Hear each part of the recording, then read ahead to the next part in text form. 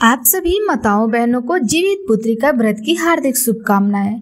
आज की इस वीडियो में हम जीवित पुत्रिका व्रत कथा की शुरुआत करने जा रहे हैं, जो माताओं के लिए अपने बच्चों की सेहत और सुख समृद्धि के लिए बहुत ही महत्वपूर्ण व्रत माना जाता है। जीवित पुत्रिका व्रत कथा शुरू करने से पहले हम सब भगवान जीमूत वाहन को नमन करते हैं और उनकी कृपा की प्रार्थना करते हैं। अपने बच्चों की रक्षा के लिए और उनके सुखद भविष्य की कामनाओं से रखा जाने वाला जीवित पुत्रिका या जिउतिया व्रत बहुत ही विशेष होता है। इस दिन माताएं अपनी संतान की रक्षा और कुशलता के लिए निर्जला व्रत रखती हैं। यह व्रत बहुत ही कठिन होता है और इस व्रत के नियम का पालन पूरे 3 दिन तक किया जाता है। जीवित वाहन के नाम पर भी जीवित पुत्रिका व्रत का नाम पड़ा। तो आइए आपको बताते हैं कि जीमूत वाहन भगवान कौन है और उनकी कथा क्या है। आज के इस वीडियो में आप जिउतिया व्रत की 5 पौराणिक कथाएं एक साथ सुनेंगे, इसलिए अगर यह कथा आपको अच्छी लगे तो वीडियो को लाइक अवश्य करिएगा। पहली पौराणिक कथा के अनुसार गंधर्व के राजकुमार का नाम जिमवाहन था। वे बड़े उदार और परोपकारी थे। जिमवाहन के पिता ने वृद्धावस्था में वानप्रस्थ आश्रम में जाते समय उन्हें राज सिंहासन पर बिठाया, लेकिन इनका मन राजपाट में नहीं लगता था, तो वह राज्य का सारा भार अपने भाई पर छोड़कर खुद भी वन में पिता की सेवा करने चले गए। वहीं पर उनका विवाह मलव नामक राजकन्या से हो गया। एक दिन जब वे वन में घूमते हुए जीमूत वाहन भगवान काफी आगे चले गए, तब उन्हें एक वृद्धा रोते हुए दिखाई दी। जीमूत वाहन ने उनसे पूछा तो वृद्धा ने रोते हुए कारण बताया कि मैं नागवंशी स्त्री हूँ और मेरा एक पुत्र भी है। पंछीराज गरुड़ के समक्ष नागों ने उन्हें प्रतिदिन खाने के लिए एक नाग सौंपने की प्रतिज्ञा की हुई है और आज मेरे पुत्र की बलि का दिन है, इसलिए मैं बहुत परेशान हूँ। तब जीमूत वाहन ने वृद्धा को सांत्वना देते हुए कहा, तुम चिंता मत करो माता और डरो मत, क्योंकि मैं तुम्हारे पुत्रों के प्राणों की रक्षा करूंगा। आज उसके बदले मैं खुद अपने आप को उसके लाल कपड़े में ढककर बंदशिला पर लेट जाऊंगा। ऐसा कहकर के जीमूत वाहन ने पुत्र के हाथ से लाल कपड़ा ले लिया और वे उसे लपेटकर खुद को बलि देने के लिए चुनी हुई वलशिला पर लेट गए। नियत समय पर ही गरुड़ बड़ी तेजी से आए और वह लाल कपड़े में ढके हुए जीमूत वाहन को पंजे में दबोचकर पहाड़ की ऊंची चोटी पर जाकर बैठ गए। अपनी चंगुल में गिरफ्तार प्राणी की आंखों में आंसू और मुंह से चीख पुकार निकलती हुई ना देखकर गरुड़ जी बड़े आश्चर्य में पड़ गए। उन्होंने जीमूत वाहन से उनका परिचय पूछा।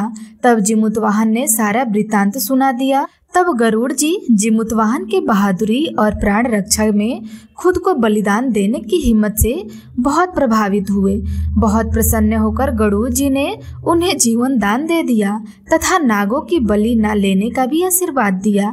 इस प्रकार जीमूत वाहन के अदम्य साहस से नाग जाति की रक्षा हुई और तब से जीमूत वाहन को भगवान के रूप में पूजा जाने लगा और तभी से पुत्र की रक्षा करने के लिए जीमूत वाहन भगवान की पूजा की प्रथा शुरू हो गई। अश्विनी कृष्ण अष्टमी के दिन प्रदोष काल में पुत्रवती महिलाएं जीमूत वाहन भगवान की पूजा करती हैं। कैलाश पर्वत पर भगवान शंकर माता पार्वती को कथा सुनाते हुए कहते हैं कि अश्विनी कृष्ण अष्टमी के दिन उपवास रहकर जो स्त्रियां प्रदोष काल में जीमूत वाहन की पूजा करती हैं तथा कथा सुनने के बाद दक्षिणा दान देती है, वह पुत्रों का पूर्ण सुख प्राप्त करती हैं। व्रत का पारण दूसरे दिन अष्टमी तिथि की सप्तमी के बाद यानी नौमी तिथि में किया जाता है। यह व्रत अपने नाम के अनुरूप ही फल देने वाला है। तो दोस्तों, अब सुनिए जिउतिया व्रत की दूसरी कथा। नर्मदा नदी के पास एक कंचनवटी नाम का नगर था। वहाँ के राजा का नाम मलय केतु था।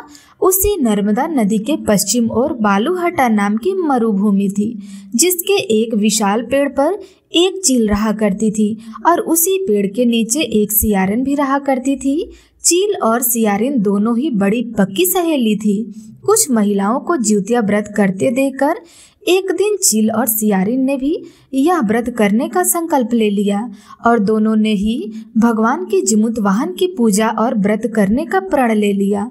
जिस दिन दोनों को व्रत रखना था ठीक उसी दिन शहर के एक बड़े व्यापारी की मृत्यु हो गई और उनका दाह संस्कार वही मरुस्थल पर हुआ जहाँ पर वह चील और सियारिन रहती थी। मुर्दे को देखकर सियारिन को भूख लगने लगी और वह खुद को रोक नहीं पाई, जिसके कारण उसका जिउतिया का व्रत टूट गया। लेकिन उधर चील ने खुद पर संयम रखा और पूरी श्रद्धा और नियम से अपना व्रत पूर्ण किया और अगले दिन व्रत का पारण भी किया। फिर उसके बाद अगले जन्म में दोनों सहेली ने पुत्री के रूप में एक ब्राह्मण परिवार में जन्म लिया। उनके पिता का नाम भास्कर था। चील बड़ी बहन और सियारिन छोटी बहन बनी। बड़ी बहन का नाम सिलावती रखा गया और उसका विवाह बुद्धिसेन के साथ हो गया। छोटी बहन का नाम कपूरावती रखा गया और उसका विवाह उसी शहर के राजा मलकेतु से हो गया। और छोटी बहन कपूरवती इस प्रकार कंचनवटी नगर की रानी बन गई। अब भगवान जिमुतवाहन के आशीर्वाद से बड़ी बहन सिलावती को 7 पुत्र हुए, लेकिन इधर कपूरावती के बच्चे जन्म लेते ही मर जाते थे। कुछ सालों के बाद सिलावती के 7 पुत्र बड़े हो गए और राजा के दरबार में कामकाज करने लगे। उन्हें देखकर कपूरवती के मन में ईर्ष्या और जलन की भावना पैदा हो गई। इस ईर्ष्या की भावना में एक बार कपूरवती ने राजा से कहकर सिलावती के 7 बेटे के सिर कटवा दिए। फिर उन 7 सिरों को साथ में बर्तन में डालकर ढक दिया और सिलावती के पास भेजवा दिया। यह सब देखकर जिमुतवाहन भगवान ने मिट्टी की सहायता से 7 भाइयों के सिर बनाए और सभी सिरों को धड़ से जोड़कर उन पर अमृत छिड़क दिया, जिसके कारण वे 7 भाई फिर से जीवित हो गए और खुशी खुशी घर लौटा। रानी ने जो कटे सर भिजवाए थे वह सब फूल में बदल गए। कपूरावती इधर बच्चों के मृत्यु का समाचार पाने को बड़ी बेचैन थी, लेकिन जब उसे इस बात का पता चला कि उसकी बहन के सारे बच्चे तो जीवित हैं, तब वह अपनी बड़ी बहन के घर गई और वहां सबको जीवित देखकर आश्चर्य में पड़ गई और बेहोश हो गई। जब कपूरवती को होश आया तब उसने अपनी बड़ी बहन से सारी सच्चाई बता दी और अपनी गलतियों का प्रायश्चित भी किया। भगवान जिमुतवाहन की कृपा से बड़ी बहन को पूर्व जन्म की सारी बातें याद आ गई और वह अपनी छोटी बहन को उसी पेड़ के नीचे लाकर पूर्व जन्म की सारी बातें सुनाने लगी, जिससे सुनकर कपूरवती फिर बेहोश हो गई और मर गई। जब राजा को इस बात की सूचना मिली तो उन्होंने उसी जगह पर उसी पेड़ के नीचे कपूरवती का दाह संस्कार कर दिया। तो प्रेम से बोलिए जिमुतवाहन भगवान की जय। प्रिय श्रोताओं, अब सुनिए जिउतिया व्रत की एक और कथा जो कि इस दिन जरूर सुननी चाहिए। एक बार 2 बहनें थी जिनका नाम था चुलिया और सियरिया। चुलिया बहुत मेहनती थी और गरीब भी थी और मजदूरी करके अपना और अपने बच्चों का पेट पालती थी, लेकिन सिरिया गलत आचरण वाली थी जो हमेशा मौज से और ऐश करती थी और चुलिया से जलती भी थी। हर वक्त सिरिया यह सोचा करती कि चुलिया इतना खुश कैसे रह लेती है। चुलिया की हंसी खुशी सिरिया से सहन नहीं हो पाई थी, जिसके कारण सिरिया चुलिया के संतानों को सताने का कई बार प्रयास कर चुकी थी और कई बार उसके बच्चों को खत्म करने की कोशिश भी कर चुकी थी, लेकिन चुलिया की तपस्या और व्रत के कारण उसके बच्चे हमेशा सुरक्षित ही रहते थे।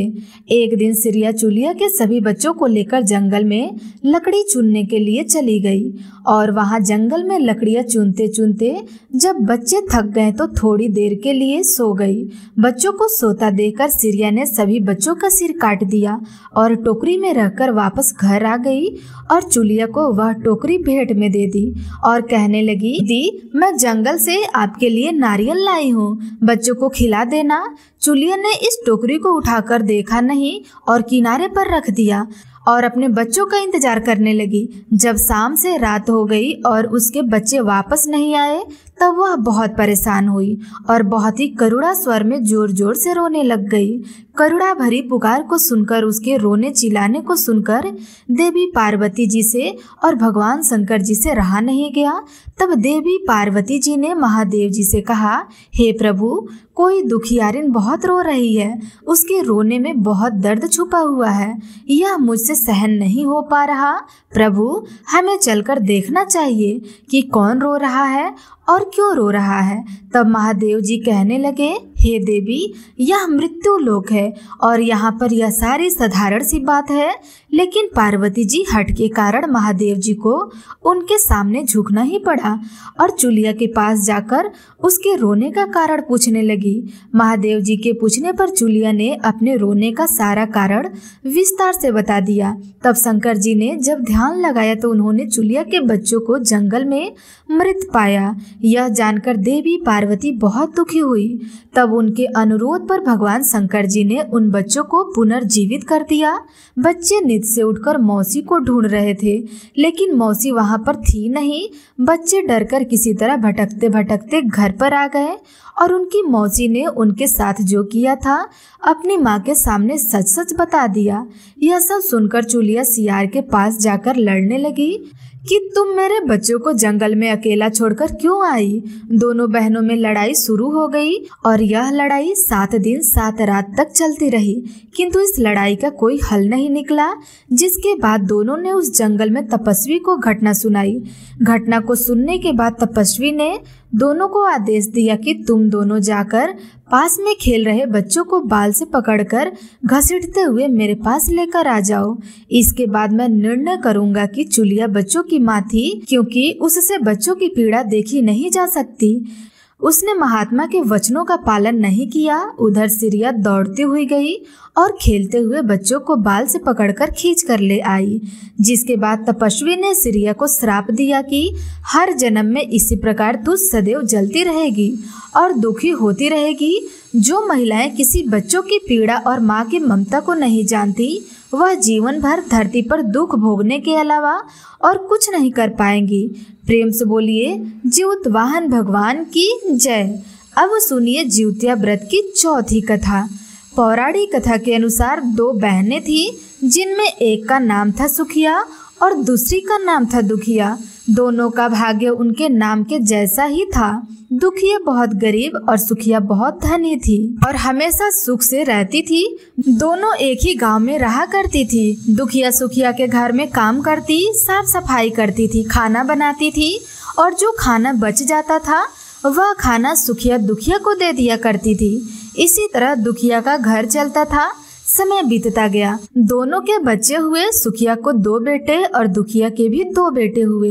अब जब जिउतिया का व्रत आया तो दोनों बहनें जिउतिया का व्रत करने लगी। दुखिया सुखिया के घर में काम किया करती थी। के दिन दुखिया ने सुखिया के घर जो चावल फटका, उससे जो खुरदे निकले या भूसा निकला, उसे तो उसने अपने लिए रख लिया और साफ चावल सुखिया को दे दिया। फिर साग को चुना, पत्तियों को डंठल से अलग किया। बढ़िया वाला साग सुखिया के लिए रख दिया और जो डंठल बचा था वह अपने लिए रख लिया। अब दुखिया ने सुखिया के घर का सारा खाना बना दिया और अपने घर चावल की खुरदी और साग की डंठल लेकर चली गई बनाने के लिए। खुरदी का चावल और साग की डंठल बनाकर वह खाना अपने बच्चों को खिलाया और खुद भी खाया। उसके बाद दुखिया सोने चली गई। आधी रात में एक बूढ़ी औरत उसके घर पर आकर दरवाजा खटखटाने लगी तो दुखिया ने पूछा, कौन है? तब बुढ़िया माई ने कहा, बेटा मैं हूँ, दरवाजा खोलो। तब दुखिया ने उठकर दरवाजा खोला और पूछा कि अम्मा आपको क्या चाहिए? इतनी रात में आप यहाँ किस लिए आई हो?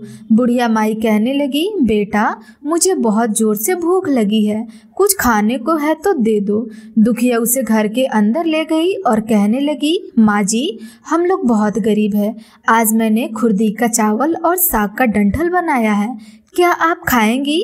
तो बुढ़िया माई कहने लगी, हाँ हाँ क्यों नहीं खाऊंगी, मुझे तो बहुत जोर से भूख लगी है, मैं वही खा लूंगी। जब दुखिया घर के अंदर गई और खुरदी का चावल और डंठल का साग लाकर बुढ़िया माई को खाने के लिए दे दिया।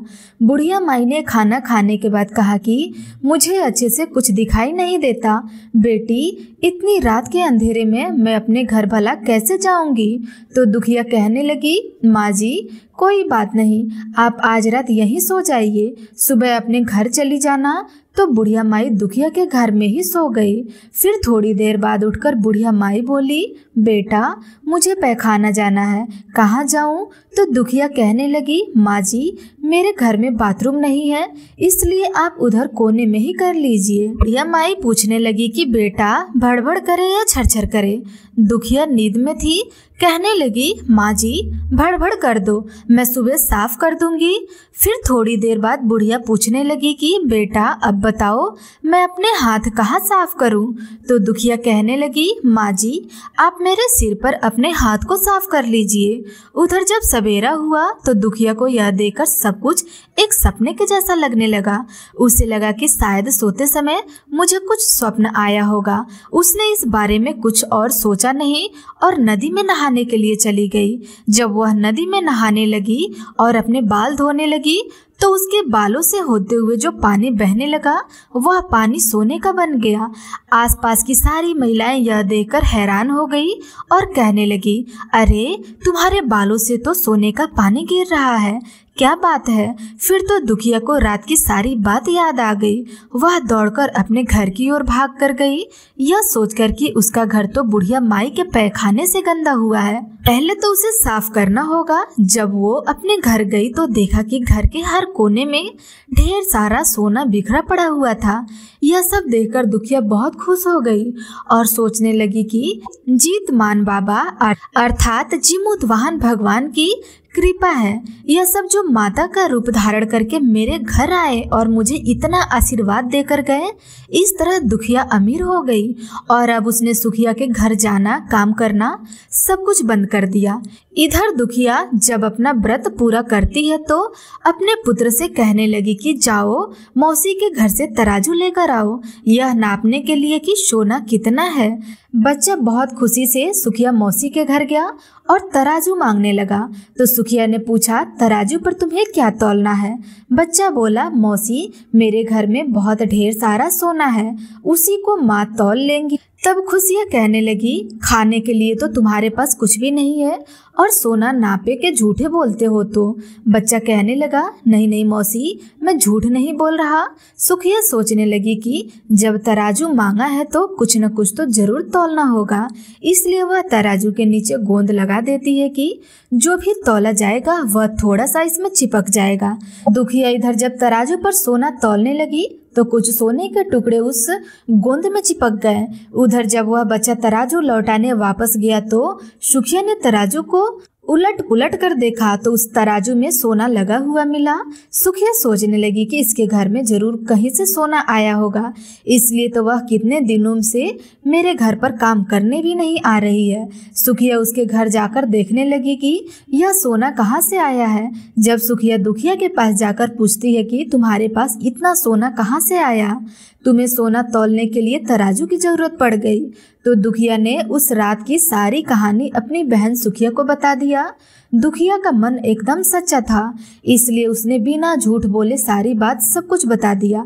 लेकिन इधर सुखिया के मन में लालच आ गया कि दुखिया के पास तो हमसे भी ज्यादा धन आ गया। अब अगले जिउतिया में मैं भी खुर्दी का चावल और डंठल का साग बनाऊंगी। फिर अगले साल जिउतिया का व्रत दोनों बहनें ने रखा। सुखिया के पास हर तरह का सुख था, धन भी था, फिर भी वह जिउतिया के दिन चावल फटकार कर साफ चावल फेंक देती और खुर्दी उसने अपने पास रखा। साग को तोड़कर पतिया फेंक दी और डंठल अपने पास रख लिया और फिर उसने वही बना खाकर पूजा पाठ करके सोने चली गई। फिर आधी रात में उसके घर में बुढ़िया माई दरवाजा खटखटाने लगी। सुखिया आंखें बंद करके सोने का नाटक कर रही थी, इसी का इंतजार कर रही थी कि तुरंत दरवाजा खोलकर बुढ़िया माई को उसने अपने घर के अंदर बुला लिया।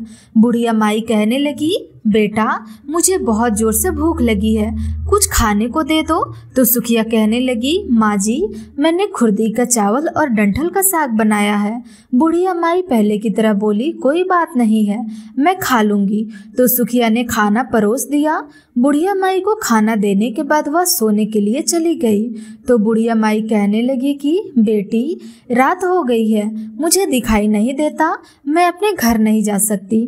तब सुखिया कहने लगी, कोई बात नहीं माँ जी, आप यहीं सो जाइए। थोड़ी देर के बाद बुढ़िया माई फिर बोली, बेटी मुझे पैखाना जाना है, कहाँ करूँ? तब सुखिया कहने लगी, वहीं कोने पर कर लीजिए। थोड़ी देर के बाद बुढ़िया माई ने फिर से पूछा कि भड़बड़ करूँ या छरछर करूँ? इस समय सुखिया को याद नहीं आया कि दुखिया ने क्या बोला था, तो सुखिया बोली, माँ छरछर कर दीजिए। फिर बुढ़िया माई ने पूछा, बेटा अच्छा मैं अपने हाथ कहाँ साफ करूँ? तब सुखिया कहने लगी, मेरे सिर पर हाथ साफ कर लीजिए। बुढ़िया माई ने अपना हाथ सुखिया के सिर पर साफ कर दिया। उधर जब सुखिया सुबह उठी तो देखा उसका पूरा घर गंदगी से भरा हुआ है और उसके बालों में भी गंदगी लगी हुई है। यह देखकर सुखिया बहुत दुखी हो गई और उसे बहुत गुस्सा भी आया। वह अपनी बहन दुखिया को बुलाती है और उस पर बहुत गुस्सा करने लगी और कहने लगी कि तुमने मुझसे झूठ बोला और मेरा पूरा घर गंदा करवा दिया। तो दुखिया पूछने लगी कि बताओ तुमने क्या कहा था, भर भर कहा था या छरछर कहा था? तब सुखिया बोली, मैंने तो छरछर करने के लिए कहा था। तब दुखिया कहने लगी, यही पर तो तुमने गलती कर दी। तुम्हारे पास तो सब कुछ था, किसी चीज की कोई कमी नहीं थी, फिर भी तुमने लालच किया। देखो मेरे पास तो उस समय कुछ भी नहीं था, तुम्हारे पास तो सब कुछ था और तुम्हारे घर पर भी जिमुतवाहन भगवान वेश बदल कर आए, लेकिन फिर भी तुमने उन्हें अच्छा खाना नहीं परोसा। मेरे पास तो उस समय कुछ भी नहीं था, इसलिए मैंने उन्हें खुर्दी का चावल और डंठल का साग परोसा था। तुमने अपने घर आए हुए भगवान का अपमान किया है। सब कुछ होते हुए भी तुमने उन्हें साग और भात खिलाया। तुम्हारे पास सब कुछ होते हुए भी तुम्हें लालच नहीं करना चाहिए था, इसलिए तुम्हारे साथ बहुत बुरा हुआ। तो प्रेम से बोलिए जिमुतवाहन भगवान की जय।